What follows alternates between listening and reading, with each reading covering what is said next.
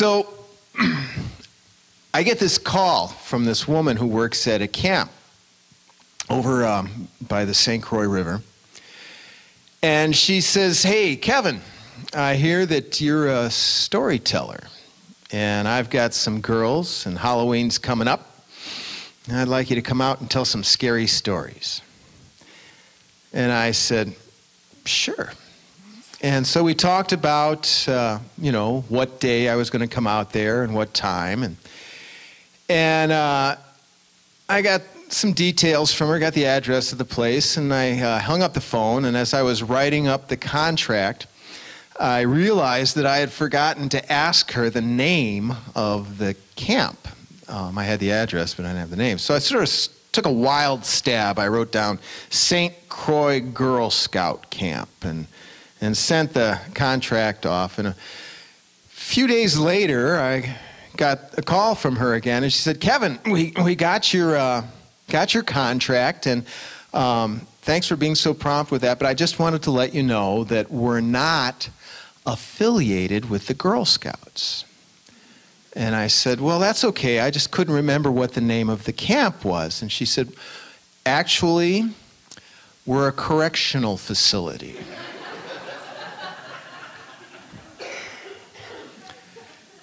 And I said, "Really?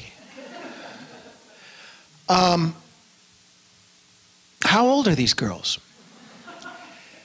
And she said, "Well, they're 12 to 18 years old, and some of them have been in for some pretty serious crimes."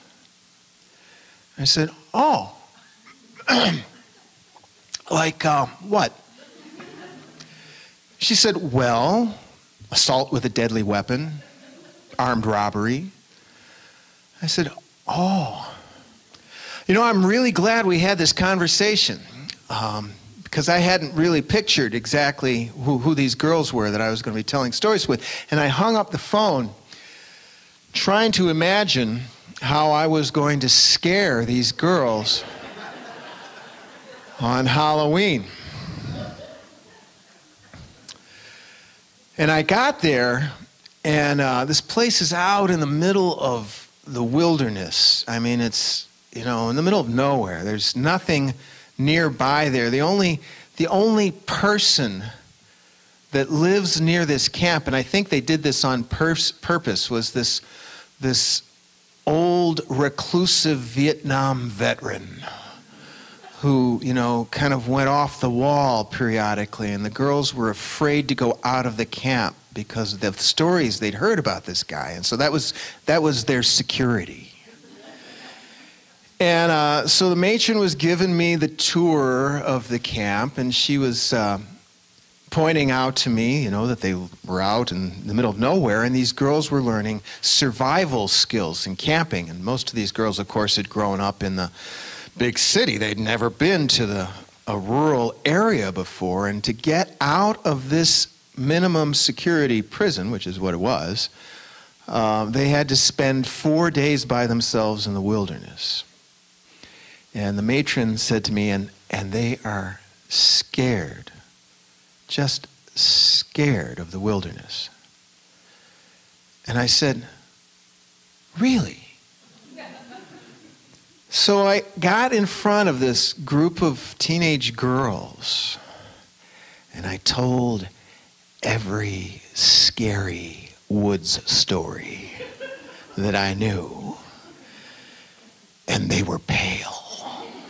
I mean, they were just jumping off of their chairs. It was just a wonderful experience. We had a great time.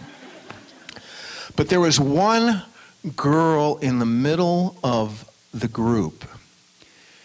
She had this chocolate brown skin, and her face was a mask of boredom.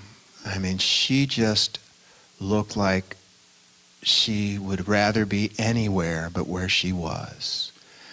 And I thought to myself, as I was telling the stories, I said to myself, I'm going to reach her. That's my personal goal for this little concert. I'm going to reach her. And I just outdid myself. I sent all my energy sort of at her, and I really told the stories. I put all the emotions and the emotion in my voice and actions, my face, the whole 9 yards. I just did it all. Nothing. It was just nothing. And at the end of the hour that I was with those girls, I thought to myself, oh well. You know, I connected with everybody in this room except her. And I walked to the side of the stage a little disappointed. And the matron got up and she said, do any of you girls have any questions for our guest here? And her hand shot up into the air. And she looked me dead in the eye. And for the first time, that mask came down. And I saw her. And she said, who are you?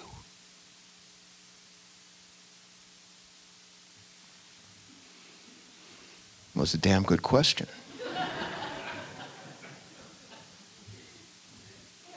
And I've been thinking about that question ever since.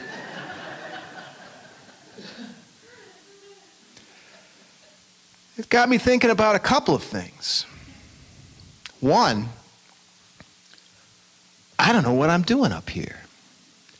I get up in front of an audience, I start telling stories, I share myself with the world around me, and I have no idea what you're hearing. I don't know what you're taking home with you. If I had walked off that stage, walked out of that prison before she had asked those questions, I would have thought I'd made no contact at all with that girl. I would have thought she just walked away bored to tears.